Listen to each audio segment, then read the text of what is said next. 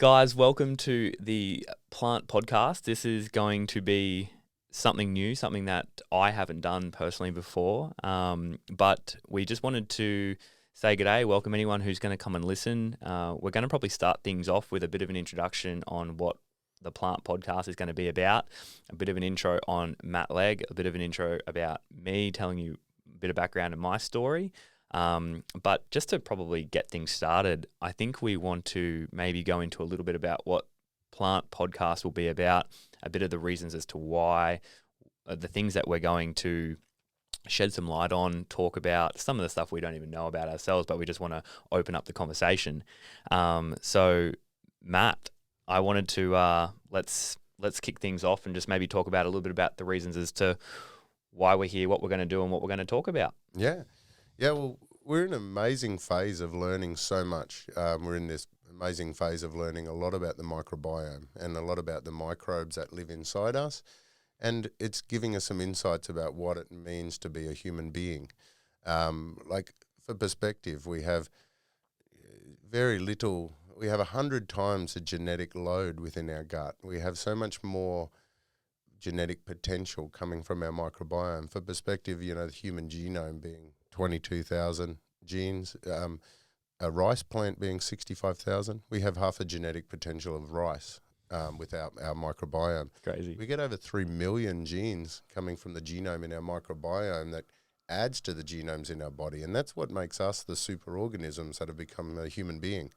So now that we understand that what makes us what we are, health or disease, revolves around an amalgamation of our genetic potential along with our genetic load from our microbes that interact with the foods that we eat within our environment. And that holistic system determines whether we're in a state of survival or thriving, you know?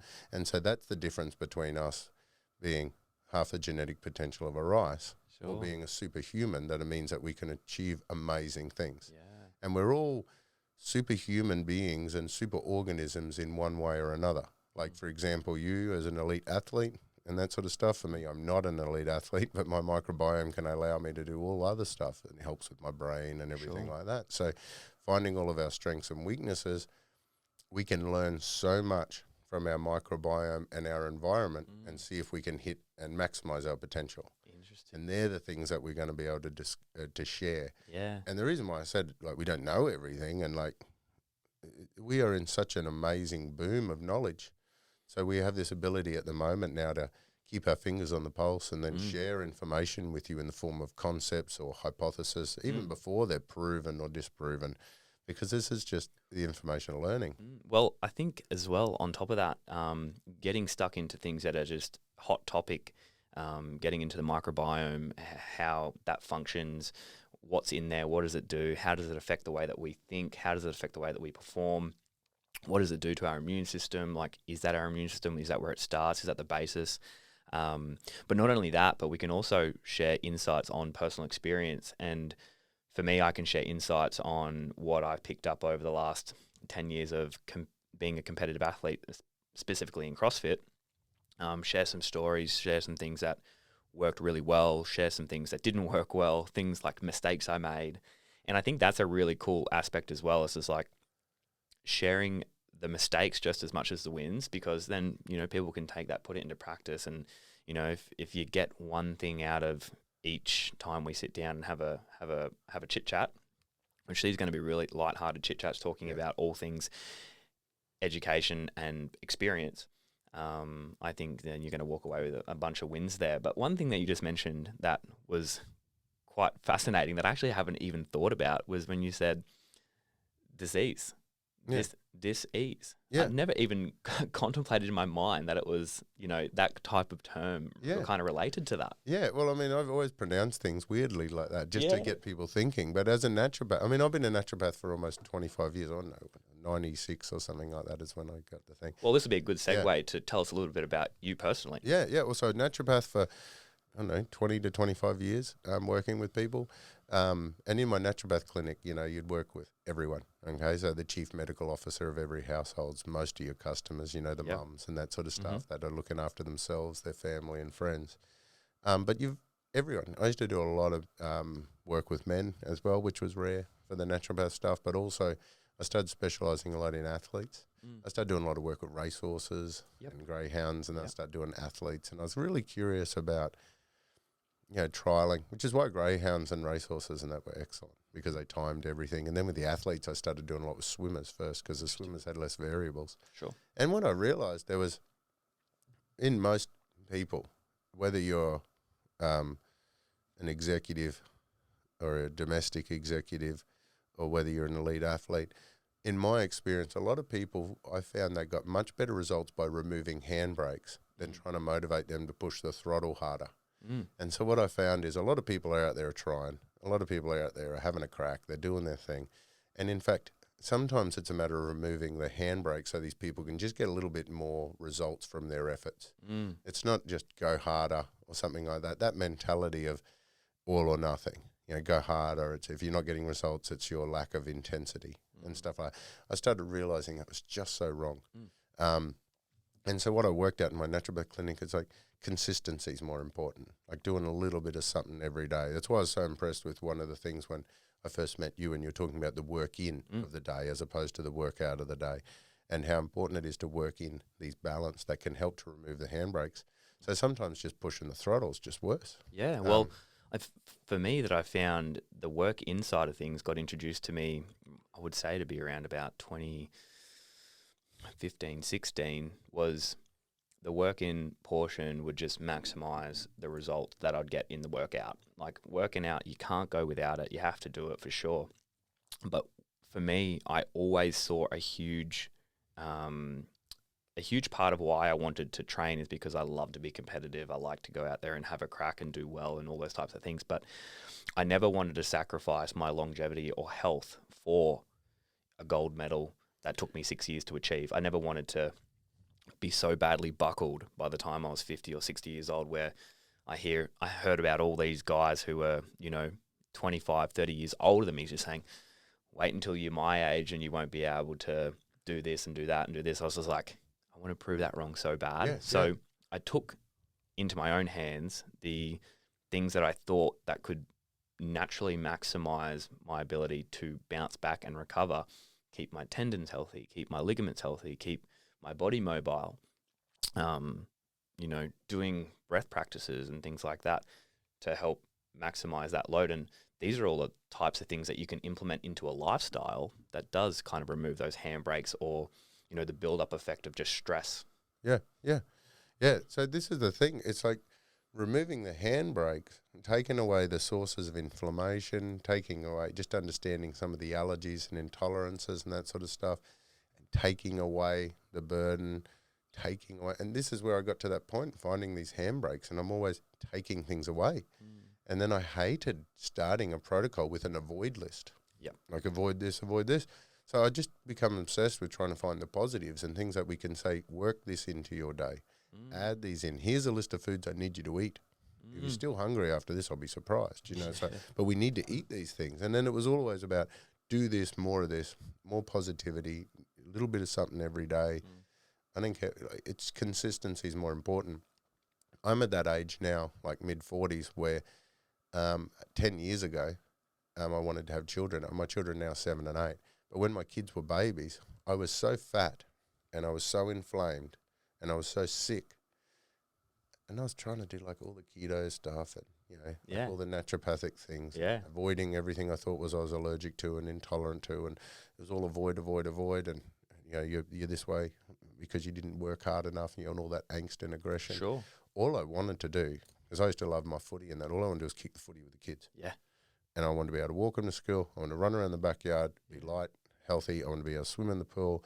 But, man, at that point in time, I had this weird reactive arthritis. I couldn't even walk my kids to school. So my kids, when they're in daycare, like 4 and 5 years of age, I couldn't walk. They could do the walk, no problem, and then run and play all day. I, as an adult, could hardly do that walk without being bedridden for days after it, just with the agony. And there's no way I could ever kick a ball because my feet were so inflamed and sore. So that's when I went through and went on to this. God, this is just wrong. Yeah. Like I've done all this avoiding, I've done all this angst, I've done all this aggression. I'm just inflamed and attacking my own body with these autoimmunity, sort of arthritis, crazy stuff, and the mental stuff as well. Yeah, that depressions and all that, and then the imposter syndrome. Yeah. You know, being a naturopath in this way, you know. Yeah. So then eventually it's just right, enough's enough. So I went through and just worked out how to change my life. For me, as an omnivore and that sort of stuff, not a vegan or a plant, I'm plant-based.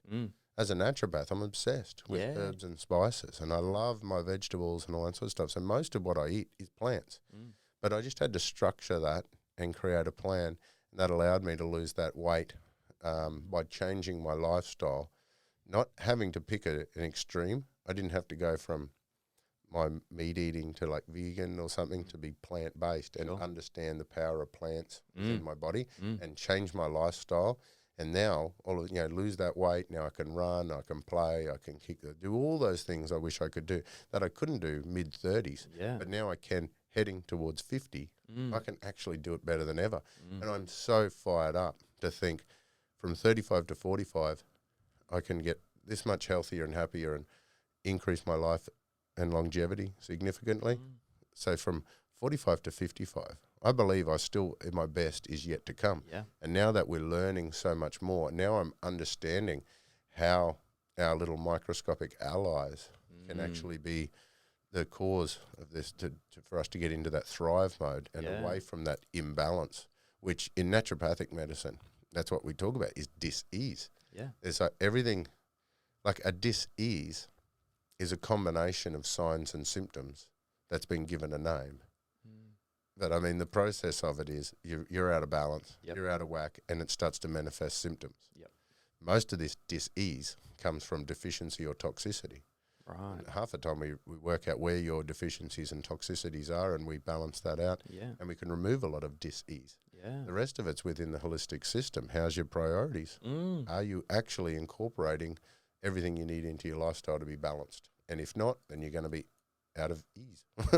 Well, that's it's super interesting for me because bit about me and a bit of my background here for the listeners is, so I grew up, I started playing soccer when I was 4 years old.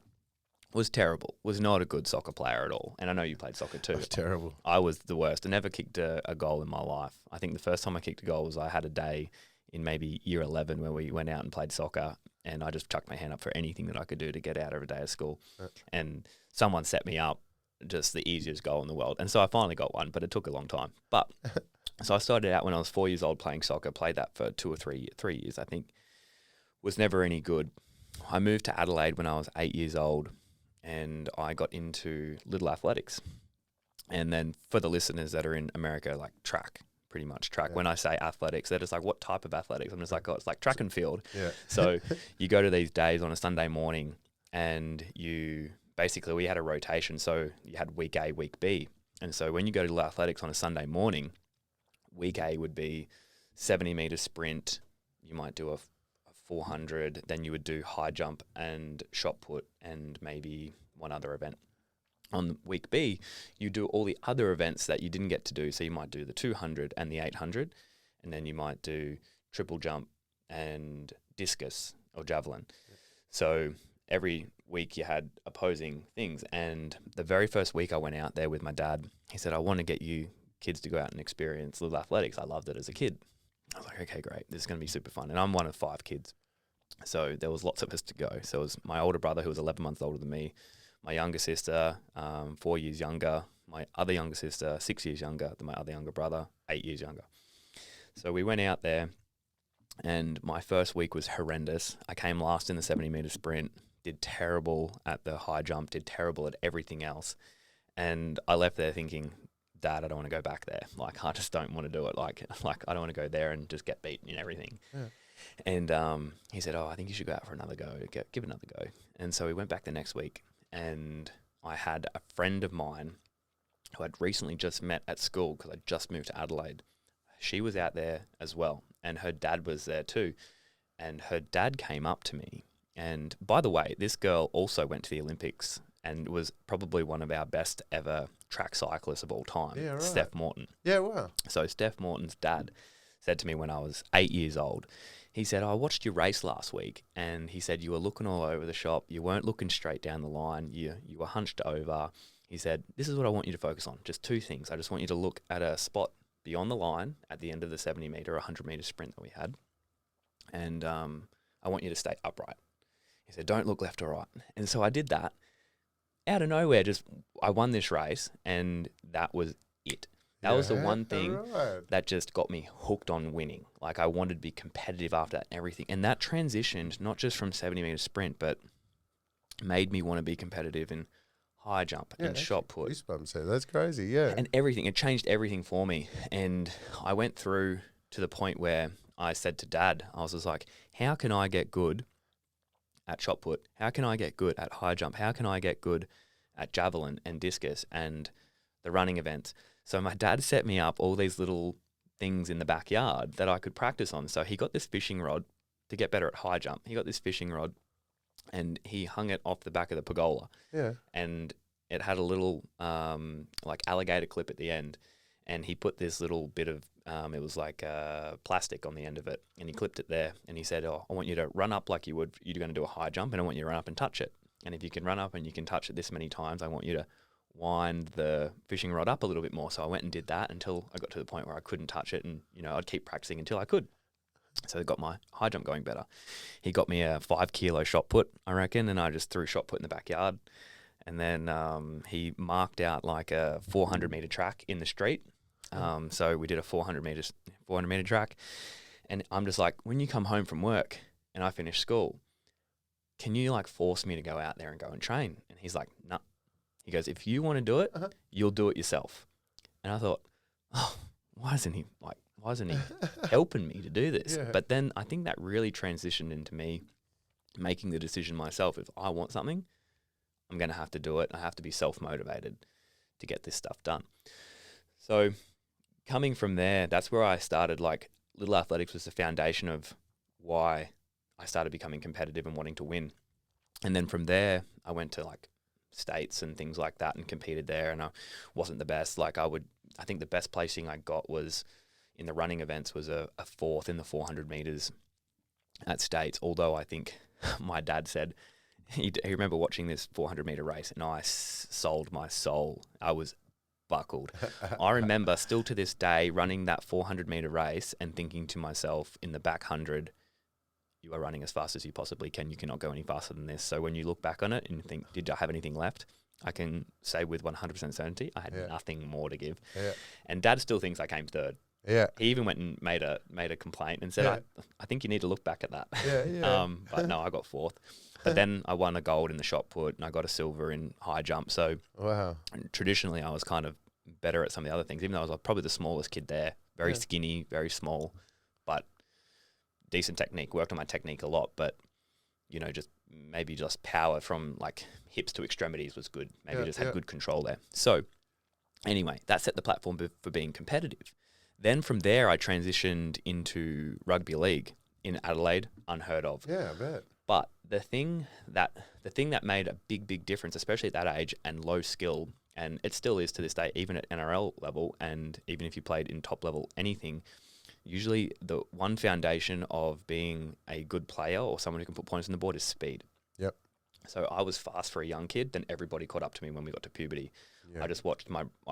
So as a young kid, my brother was faster than me. Then when I got into athletics and I learnt the whole look down the line thing, keep my back straight, ended up beating my brother. Yeah. But then come year 8, year 9, out of nowhere, he goes, I think I'd get you in a race these days. And I was like, man, dude, I've been crushing it. Like, when I was 8, 9, 10, 11, 12, crushing it. Yeah. And then we had a race and he flogged me. Oh. And I was devastated. Yeah. And I've just never been able to catch back up.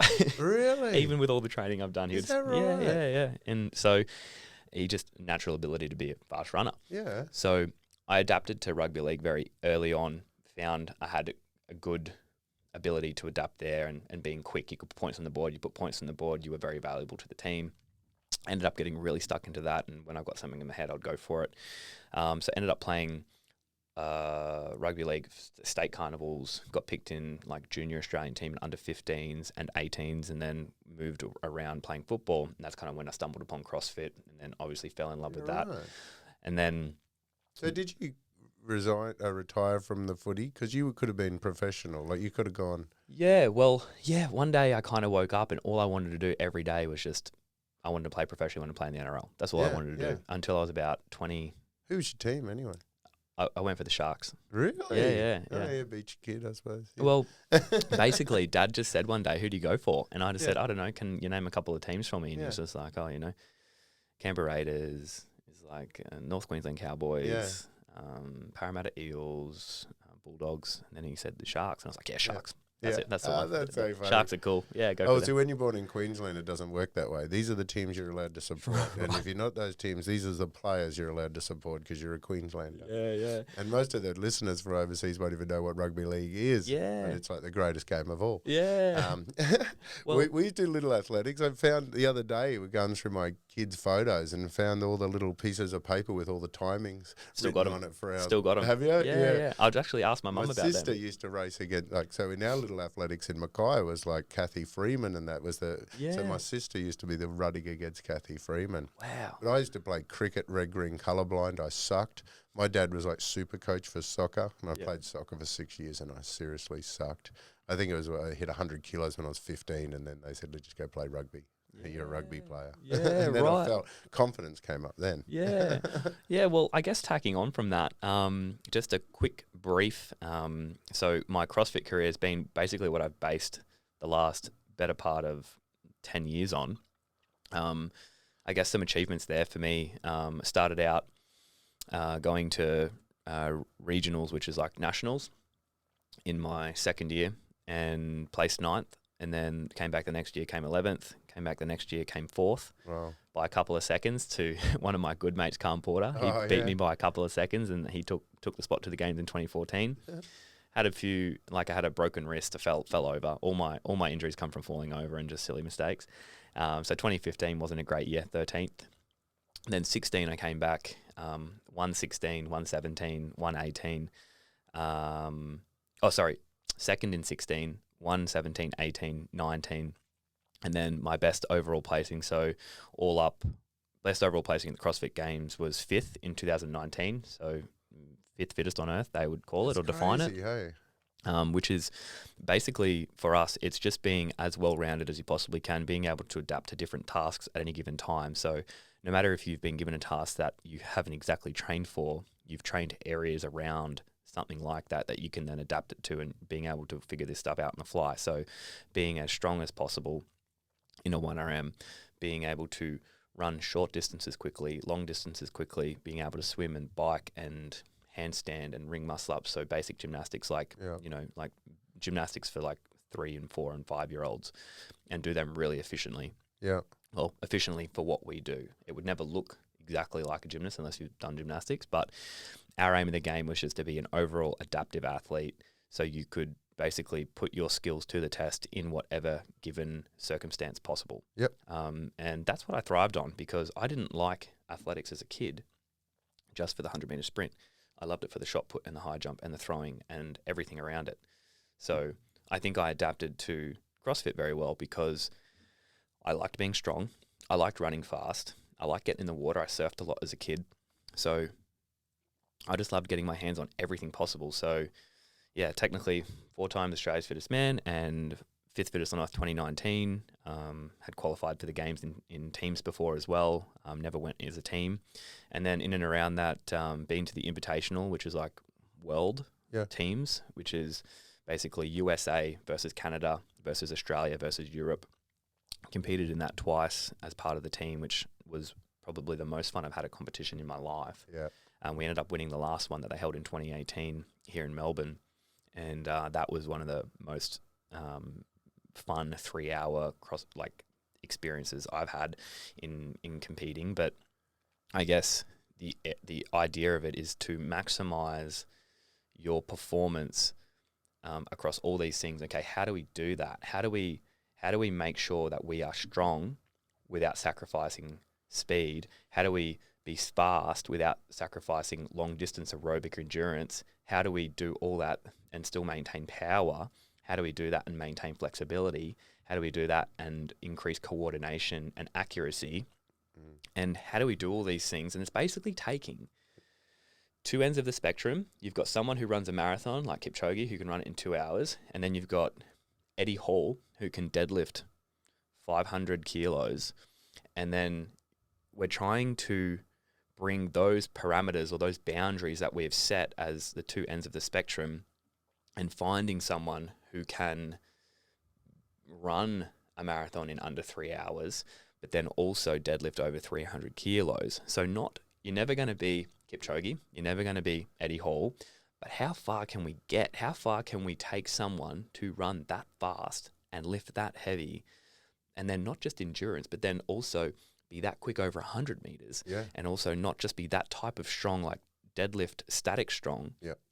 But then also Olympic lifting. How heavy can we clean and jerk? How heavy can we snatch? How far can we throw this shot put?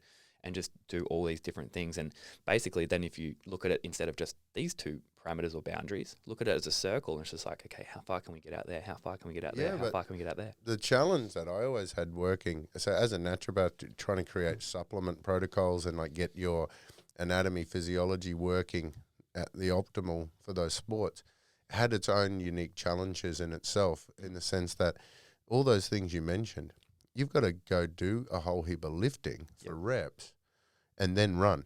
Yeah. Now, the challenge, so for the vasodilation and the pump, so like if I'm dealing with a power lifter or a bodybuilder or something like that where they just need a couple of reps or they just want massive amount of pump in that muscle to make it look good or whatever, you can't function after that.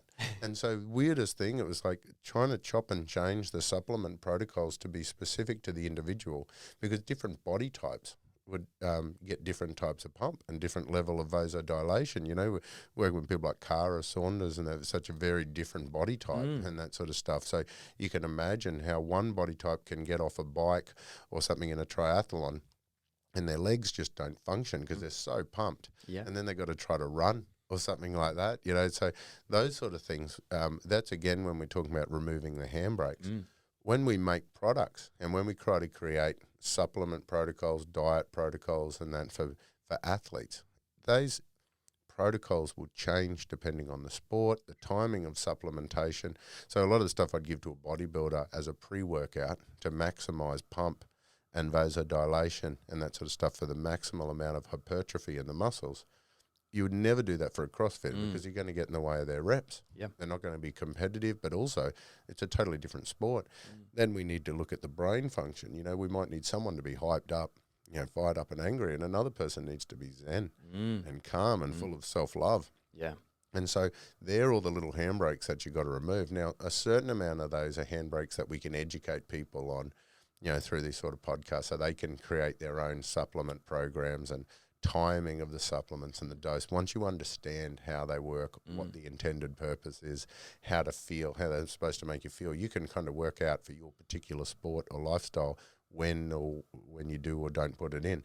But otherwise, we can help educate on those sort of things for people as well. So they're the sort of things we're going to be doing on this podcast, is bringing in athletes from different sports, scientists from different areas, new discoveries, and showing that sort of stuff, because a lot of it is simply a certain amount, I hate to say it, but a lot of it's trial and error. Absolutely. And the thing is, and I think we can both, because I'm 100% plant-based, I've been vegan since 2019, and I'll go into more depth in that and what my performance looks like now post that, which is, you know, basically the same. Obviously priorities are elsewhere, but what we can do is, like, we have an overlap here where we can find some common ground and share some stories around that and get these experts in to talk about, hey, how does this, like, where does this all stem from? And is it, you know, if we can control, you know, the microbiome a little bit better, understand it a little bit better, and a lot of information is coming out so recently about it, if we can control that, how much more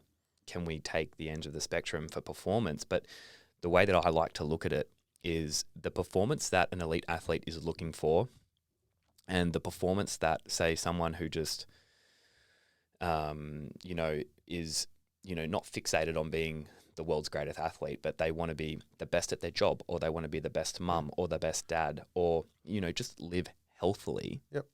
We're doing the things that I would promote as an elite athlete to other athletes is the same thing that I would promote to someone just wanting to be healthy and to live and to have longevity. It's just a different degree of intensity that you would do it to. So when we used to train, some of the hardest days of training I did with Tia were Saturdays. We would spend all day in the gym leading up to the CrossFit Games because we wanted to be adapted to just being in this one place all day long. So instead of spending 10 hours in the gym as an elite athlete, for someone else, I would say you would benefit from, introducing one very small 5-minute breathwork protocol in the morning or at nighttime or both, that doesn't detract from, getting the kids ready for school, getting to work on time, being the best you can be during your workday. For the athlete, I would say, okay, you're going to definitely do these at least morning and night. You might even do one during the day after a workout. You also need to be so pinpoint with how much hydration you have. You need to make sure you're eating enough. All these things I would recommend to an everyday person who just wants to maximize all those other areas of their life. But it's like, okay, you might only have to do it in the morning and maybe not at night time if you don't have time or if you're busy and you've got other things to prioritize. As an athlete, you're selfish in a sense that you have to prioritize yourself and those things to be that top 1% in the world. So the things that we're promoting are the same. It's working in and working out. I think everyone should do that. It's nutrition, it's hydration, it's sleep. These things we can elaborate on much, much more because there's so much that goes into the recovery side of things as well as the training side of things. But I do agree, when you are creating a protocol for a bodybuilder or a CrossFitter or a triathlete, they're all going to be somewhat different. As a CrossFitter, that's my specialty there, is that we had to train as if we were doing each one of these sports and then it's solely. So when we're leading up to a regionals of the CrossFit Games, we were rolling a weightlifting specific program, an Olympic weightlifting specific program, and we would do it the same way an Olympic lifter would do it. But then we were expected to, we expected ourselves to then be able to go out and run an 18-minute 5K. And you don't do that just straight off the bat. It takes years of training to get to that point, to be able to, you're training a lot of the time to be able to handle the training like the next year.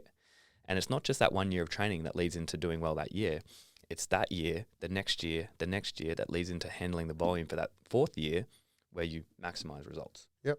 And that consistency, that is one of the things that is shared across the board, regardless. And so like I'm saying, you can be an elite athlete. The most important thing for you in your preparation is the consistency of your training. You could be hitting your midlife crisis and getting into that longevity aspect. The most important thing for you is consistency. Always. And the predisposition to injuries as we age, if we just have this low-grade inflammation that's coming from a bad diet, from bad gut health, a lower level of hormone, stress and immune activation. It's just a constant source of low-grade inflammation, and all aspects of aging are inflammatory. So then all of a sudden you go in angst and aggression in the gym and try to hit this intensity to punish yourself because you haven't been going well enough or often enough, or you've been eating the wrong foods. Then you injure yourself and you have time off. It's pointless. So the point is, as a big part of what our education and lifestyle stuff will be doing, and a lot of our products as well, are going to be supporting people to be consistent with their goals and consistent with their plans, have less days off. So that way we can work towards, getting the results that we deserve for our efforts. Absolutely. As opposed to going like all and then nothing. Oh, and it's the biggest, that's the biggest gripe that I have, is that you'll have someone who starts this new training program and they're so intent on making it this is going to be the thing. It's going to change everything. They'll go so hard on it for 2 or 3 days, 4 days, a week, and then they have to take a break for another week because they don't get, they hurt themselves. They burn out. They don't want to do it anymore because they've gone way too hard on it. Whereas if you took it from a standpoint, I need to be consistent here, and maybe most of my training shouldn't be done at 100% intensity, and I should just tone it down a bit so I can be more consistent, and then build that tolerance as time goes on. You'll last longer, you'll have less injuries, you'll be a better performer, and you'll figure out exactly where you need to be at any particular time, and you become very intuitive. And this is one of the key things here as well, is learning and teaching yourself how to be intuitive with how your body feels and what it feels like it needs. That was like when anyone asked me about nutrition, it's like, oh, how do you when to know to have this much and this much? And it's like, well, it's just intuitive feeling. Yeah. I feel like I know when I want to have more protein or more carbohydrates, or I feel like I really need some extra greens in today, or I need have lacked in water the last couple of days because I've been flat chat. I really need to make that a priority. No one's perfect, and we don't know it all. Yeah. So I think that intuition and that the number one key thing for everyone that I talk about is consistency. Yep. If look at Michael Phelps, for instance. This guy, I listened to him talk in Baltimore once, and he spoke about consistency, and he trained every day for 5 years straight. Didn't take one day off. Yeah.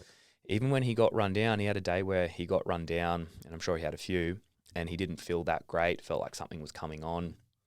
And he still got in the pool that day. Yeah. He swam at 60%, and he did half the session at 60%. But the thing that he did was he just got in the pool. Sometimes 90% of the whole thing is just rocking up. Yeah. You know, like just getting in there. We acquire resilience, and we acquire and we adapt. The whole muscle gain, fat loss, technique improve, it's all an adaptation game. It's all about stressing the system and forcing some sort of an adaptation, whether that's making more mitochondria as energy warehouses per cell, whether that's building more fascia and collagen to reinforce an area that's a weakness, whether it's actually allowing more of that brain activity and muscle-mind connection for something that you've neglected. A lot of those things come when you're in your exhausted phase or when you do the slow down phase. Because like I said earlier, you're either in survive mode or thrive mode. Yeah. And if you're stuck in survival, you're not going to be thriving.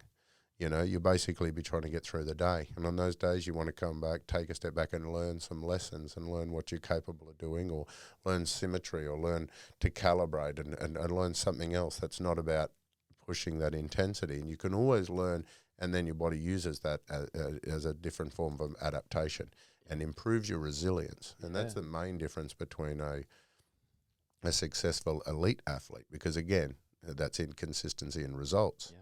Is your ability to get a consistent result, is your ability to be resilient and adapt and everything like that, which is why I love those sports like CrossFits and the Spartan stuff and all those ones that just kind of, you have no idea what's happening. It's like, kick it to me, I'll have a go. Yeah. You run off my hip, I'll make you famous. Let's do this thing. Whatever it is, let's have a go. No, I love that. And the cool thing about it is I've never seen a high-end Olympic top-level, top-tier athlete in the world that wasn't consistent. Yeah. You've never seen someone who's like maybe not consistent in results, but consistent in their training approach. Yep. Everything that they do is there's some type of consistency there and some type of structure.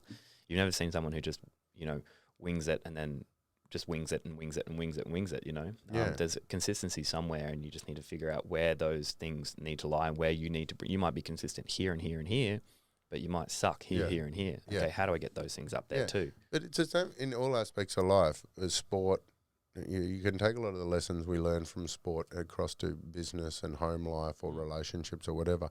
If you have a look at a lot of the naturally gifted athletes that we know as children that we compete with in school that shatter our confidence and stuff like that, a lot of them never even make it to that thing because it's just not their thing. It just comes natural. It was easy. It was something they're doing just when they're playing and having fun. People like John Eales or Michael Jordan and that couldn't make their high school team. Yeah. But then become the greatest in their chosen sport just through consistency, because a lot of those other naturally gifted athletes that didn't have to work for it just disappeared and phased off. These guys that were passionate, that loved it and were consistent ended up becoming the greatest through consistency, not just through these one-off, things. Exactly. Like I play golf. Every time I play terribly, but every time I play golf, I pull off at least one or two shots that makes me think I have potential to be the greatest golfer in the world. I do the same thing. And to be honest, the last couple of times I've gone out and done a round of 9, I have not hit one good shot. Go to the driving range and just smoke them at the driving range, and then go out and play a game, and I can't hit one straight. But I suck. I would never, because I am not consistent. Yeah. The only thing I'm consistent with is at least 3 putts. Like 3 to 5 putts every time. It's insane.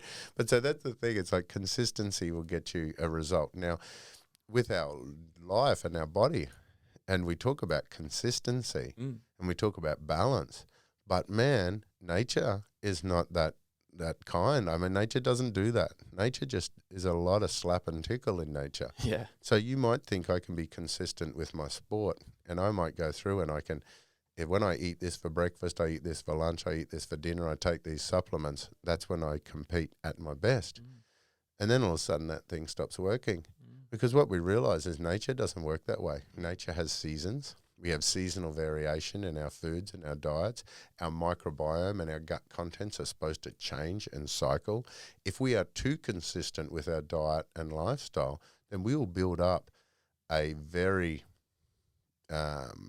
not balanced, not diverse. You'll build up an imbalanced, bad microbiome that feeds on that only food you eat. Yep. And so it's kind of crazy that you want to be consistent with your training, but part of that adaptation is the ability to actually chop and change what you're eating throughout the year to match with the season, so you can always be eating locally and fresh and in season. And man, when you start to realize that our microbiome has this ability to modify your hormones, your metabolic rate, your microbiome can determine your calorie yield. Like, I mean, we can have an overgrowth of particular firmicutes, for example, and you can have an increased calorie yield of about 20% of carbohydrates, 20% more carbohydrate absorption, just from a particular colony of bugs. Those same bugs could be making branched chain amino acids they could be using as fuel. Like, so when you go through the seasons where we've got less protein and we've got more sugars available, the bugs that feed on those sugars can actually make the branched chain amino acids you need to spare your muscle when you're in the lower level of protein seasons. Right. It's like crazy to think how we have this gut microbiome that needs to be constantly changed to be able to be consistent. And also, I guess, eating foods, like you said, that actually the types of foods that can keep those gut bugs in check. Yeah. So eating like peels and things like that will technically poison off too much of a bad or too much of a good bug. Yeah. Because even too much of a good bug can be a bad thing, right? Oh, absolutely. I mean, our poo, we're about 10 to 20% of the dry matter of our stools. I just had to adjust my stool that I'm sitting on as I talk about. But 10 to 20% of the dry matter of our stools is actually dead bugs, overflowing bugs. Typically we have too many. Yeah. Most people have too many, and part of that's because of the consistency of our diet. Yeah. For example, man, growing up, I was one of those people trying to be really healthy, even though I got really fat. But I'd have my Wheat Bix and milk. Oh, so did I. So my Wheat Bix and milk and my sugar and that sort of stuff for breaking. And don't forget, I'm North Queensland. I come from cane country, so cane sugars. I support your local. So we're getting into the cane show. We do that sort of thing for brekkie. We'd have the sandwiches and the muesli bars and the poppies for lunch because we're the healthy kids, you know. And then we'd have our banana and our apple every day, or a mandarin. And then we'd come home from school and we'd have toast or muesli bars and more breads and that sort of stuff. And then for dinner, we'd have our meat and 3 veg. And that was a very healthy person growing up in the 80s and 90s in Australia. That was probably as good as what I was pretty much sponsored by Uncle Toby's. But that basic consistency of that diet just keeps dragging you down the wrong pathway. And it allows you to build up maybe you got a balanced diet, but it's not a varied diet. And if you consider what we have 500 to 1,000 different species of microbes that live in our guts, 10 times, somewhere between 1 to 10 times, depending on which book you read. Cells live in our guts as there are whole cells of our whole body. But 500 to 1,000 different species, they all feed on different stuff. So to be able to maintain that variety, the varied microbiome, the diversity, which is the most important. We don't want too many of the same bugs. We want a diverse, lots of little bugs, but we also don't want the little buggers to overgrow because they're there helping us to create nutrients. We'd say that help us to create, they don't give a shit about us. Yeah. They create the nutrients for themselves. And so if you get an overgrowth of bugs, I mean, they'll be creating excessive nutrients, but they can also compete with you for those nutrients and those foods. And there are a bug, and if they're already somewhere between 1 to 10 times as many as those, your immune cells are saying, man, there's a fair chance at any moment these bugs could come across this wall, we're all screwed. So there's this constant immune surveillance, which is a constant source of inflammation. I mean, lipopolysaccharide is a compound that we use in studies to make things inflamed. We go and find something and put lipopolysaccharide, it just goes red and inflamed. So lipopolysaccharide is actually a bacterial cell wall. It's not good or bad bugs. It doesn't care. It's just a broken bug creates lipopolysaccharide, the body has to respond with some inflammation to that, and that's a stress. So too much of a good thing is a constant source of inflammation from your gut. So having that varied diet where we have regular poisons in the form of polyphenols and tannins, and most of these poisons are found in the plants, and typically the outer leaves or the skins or the peels, or they'll be protecting the seeds and that sort of stuff, because the microbes that live in the soil, same as the microbes that live in our gut, they want to feed on the sugar in our plants. And to get to the sugar in the plants, which sits normally right in the center, they got to get through the barks and the skins and all that sort of stuff to get it. So the colours and the smells and the fragrance and all the lovely stuff like that, and that astringency, the tannins that we get from the coloured parts that live on the outside, that's where all the poisons are that stop the bugs from getting to too much sugar. So when we eat those foods in their whole food form, we're supposed to be getting a little bit of sugar, but the fibre contains the polyphenols, which is where the colours and everything and the flavour is. And that's the magic. That's what we need. We need the fibre and the polyphenols to balance out the sugar. Otherwise, you're just too much sugar and not enough of the old poison. Then they just overgrow. Yeah. Okay. Interesting. And over the course of time, we've obviously gotten to the point where we're just not eating these things anymore, right? And that's when we're starting. Well, part of it's food choices. Sure. I mean, part of it's food processing. I mean, polyphenols, within 14 days, they're down by 80%. Wow. So they disappear really quickly because they're the things that give the colour and the fragrance and the smell, the freshness that you pick up from it, you know. Well, so they're gone. But also our food has changed because we're trying to avoid the fibre-y sort of stuff. We were told to eat like more fibre, and people will fortify foods with fibre, but they're removing the colours and the flavours from the fibre, so that way you can have your white bread that's still high fibre. Yeah.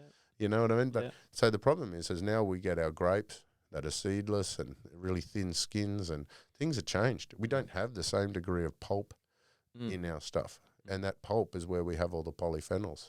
And then we might get into a phase of juicing, where we're actually throwing away more and more of the fibre and polyphenols, where we should be eating the whole thing to be able to control the microbiome, you know? So there's so many things in society where we kind of make the right moves, but it's almost perfect, and then we kind of like compromise a little bit because it just doesn't taste. It's not as commercial or something. Sure, it goes away from nature a bit. Well, that's probably a good lead into talking about fermented foods, and I wanted to touch on this because we want to make this much as about education as possible, but I do want to touch on something that we're creating together here, which is basically our first product that we're bringing to market is a plant protein, and it is a food that we've created along with some professionals in this space, or some high-end smart dudes, to create a protein that is actually healthy for the gut. Yeah.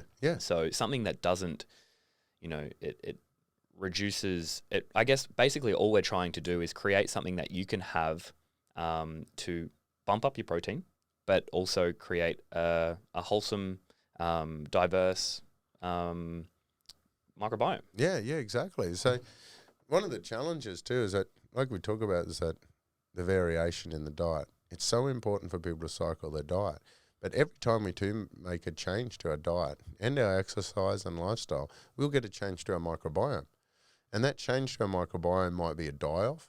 And when they die off, it creates a thing called a Herxheimer reaction, which is like some guy named it after himself: burp and fart and gurgle and nausea. That sort of stuff as they die off. Imagine being known as that guy. Anyway, so you get to die off. But sometimes it's just a shift as you grow on new bugs, and other ones are kind of fighting back and trying to tell you that they crave things that they miss. Like if your guts are full of the bugs that feed on lactose, which is typically firmicutes, lactobacillus style ones, acidophilus ones, they'll actually tell you to crave milk, and you want that whey, or you want you're craving those high calorie, sort of things. So as they're dying off, and as we're changing onto a plant-based diet, or when people introduce a new protein, typically your guts go a little bit funny. Now, that's just the changeover. So what we realized is what has to happen is once you acquire the right microbiome to digest those new foods, you stop reacting to it. Okay, because these microbiome, they start creating the enzymes that are necessary to break it down. They start creating the acids and the enzymes and creating the right environment and supporting the gut wall and the mucosa. And that's how the microbiome changes to allow you to have these good foods. Okay, but Well, you'll that's go through a funny. transition. Yeah. Well, that's funny because the only thing that I ever had an issue with when I first transitioned to a completely 100% plant-based diet was chickpeas. Yep. But I had some chickpeas. I felt a little bit gassy and a bit bloated. I did it 1 week, did it again the next week, and then like on the third week, nothing. It was fine. Yeah. So I was introducing them slowly but surely, found a little bit of, it wasn't super discomfort, but a little bit bloated from it. And I thought, maybe these just don't work with me. But I just kept trying anyway. And then I found it was no issue, and now I have zero issue with beans, lentils, chickpeas, all the things that people typically find, that doesn't work for me. I kind of felt that for chickpeas, not for beans so much, and not so much for lentils, but it went away after about 2 weeks. Yeah, so that's an excellent example. So within chickpeas, they have an anti-nutrient which actually blocks the activity of amylase. And amylase is the enzyme that helps to break down the carbohydrates. So when you're not breaking down the carbohydrate in the chickpea, they move on and they become a source of fermentation for your bugs. And then your bugs want to ferment that stuff and do it. Now, the way the bugs do that is by making the enzymes as in what we call postbiotics. So I'll talk about that in a sec. But so the bugs will realize this food's coming in order to break that food down through the process of fermentation initially. They realize they can make these enzymes. So as you accumulate more of those bugs that make that enzyme, you acquire the ability to digest that food. Right. And then you become less intolerant to it, less reactive to it because you've broken it down. But that same pathway will aid the digestion and absorption of the nutrients from a lot of foods within the same food category, those same microbes. So you'll get a changeover in your case without a big die-off. So, for example, if you had a massive overgrowth of gut bugs because you just were way too big or whatever, if you had a massive overgrowth of those gut bugs and then you change your diet, if they died off, that's when these people go, I got these pains, I got this stuff, it's a big, I feel sick and everything like that. But you didn't have that, so you had space within your microbiome to grow new ones. Right. That could actually make it better to digest it. Interesting. Yeah. Well, I reckon this is like the topic of fermented foods and what we're coming out with, I think is something that we can elaborate on for hours and hours and hours. I think, next time we have a sit down, maybe we sit down with some of the PhD microbiologist guys and really just go in depth onto what fermentation is, how it can help us, how it can be a detriment, like the navigation of the good and the bad, and then, really just elaborate on that and just, give the guys information on how this can be beneficial to someone who's looking for absolute elite performance or someone who's just looking to be healthier. And, we can get stuck right into that as we go on. This is something I've been passionate about and trying to understand for the last 20-something years, and talking to what I thought were like experts in the industry, and trying to get my head around this thing. So many people are so biased with this ego that they can't look beyond a certain point in case everything they thought they knew was wrong. Yeah. Now, we hit a really weird precipice with science in the last 5 to 10 years with that, because we had this big industry of the genomic people saying it's all in our genetic potential. And then they realized that, no, our genetic potential is pathetic. Then they went through and go, it's these probiotics, these live organisms. It's this ability to inoculate you with a bug that's going to change you. Then they realized, oh, gosh, these probiotics aren't actually even working that way. The probiotics are just going straight through. They're not living inside the person at all. Most of them being killed and dying. Maybe it's the dead ones. Then they go back and go, well, how do we get into this thing looking at probiotics in the first place? And they go, well, we discovered these things in fermented foods. We knew fermented foods were fantastic. Then it turns out the fermented foods are probably better than the probiotics. They're going, well, hang on, what else is in our fermented foods? Because if it's not the live organisms, maybe it's like the acids and the enzymes, or maybe it's the polyphenols, maybe it's the stuff. So then what they realized is, what is a fermented food? Is basically the live organisms that they inoculate the food with, or that are naturally part of that food. And the food, the prebiotic. Yep, and then they spike it up with a little bit of fuel, which is a prebiotic, typically a sugar or a fiber or something that will get the bugs thriving. And then what happens is they ferment the material, the plant material. They break down the anti-nutrients by making acids. short chain fatty acids and things like that, and they actually make the enzymes. The bugs themselves make the enzymes. Then they feed on that material, and some of that plant material they can use to make B12 or vitamin K, or they make all these nutrients. Like I mentioned earlier, these bugs are capable of making branched chain amino acids even, which is like the holy grail for bodybuilders, like build your muscle. But so these fermented foods, it turns out that what's the end result of a fermented food is a lot of acids, enzymes, polyphenol compounds, partially fermented prebiotics and fiber, but along with it is a lot of dead bugs. And they're finding the dead bugs, there's not much that a live bug can do that a dead bug with all of those acids and enzymes and everything can't do. Wow. And now they're realizing that, hang on, the variability between one man's medicine and another man's poison is basically how does our microbiome hijack our food, and it can either take it down a good pathway or a bad pathway. Wow. And then through fermentation and on a lab, we can do that not inside your stomach, but we can custom create the food substrates with very specific microbiome or very specific microbes that are specifically target those type of foods. So, for example, if I've been eating omnivore, predominantly carnivore, basically obsessed with my barbecue and beer for like a decade, like I was, and then I quickly try to change to be this healthy plant-based diet. Oh man, I went through hell. Yeah, because I had all this die-off, and all of a sudden these healthy foods are making me feel like crap with the oxalates, salicylates. I couldn't process this stuff. For me, they were like poison. Yep. So I went through a massive transition. These custom-made stuff takes out that variability. Yeah, so if you had that in the transition period, it probably would have made the process a bunch easier for you. Yeah, absolutely. I mean, this is something I did just in the last year. It's something that was just, so you got to understand. This is like, people have to understand this. I think it was August 2021. What are we now? I don't even know where. Oh, we're August 22. Yep. Okay, so about a year ago, only 1 year ago, was when they actually managed to define the difference between a prebiotic, probiotic, symbiotic, and a postbiotic. Wow. And the funny thing is, they've gone all the way back to Hippocrates saying that all health begins in the guts, and there's something special in these fermented foods. And then hundreds of years later, we get to this point. It took them a decade to get from the probiotics to the postbiotics even. Now we've gone all the way back to say, hang on, the end result of fermentation has everything we need. If these live bugs aren't coming in and creating these chemicals in our body, because it depends on what you're eating, what's inside you, are they living, is there already bugs already there that's competing with them?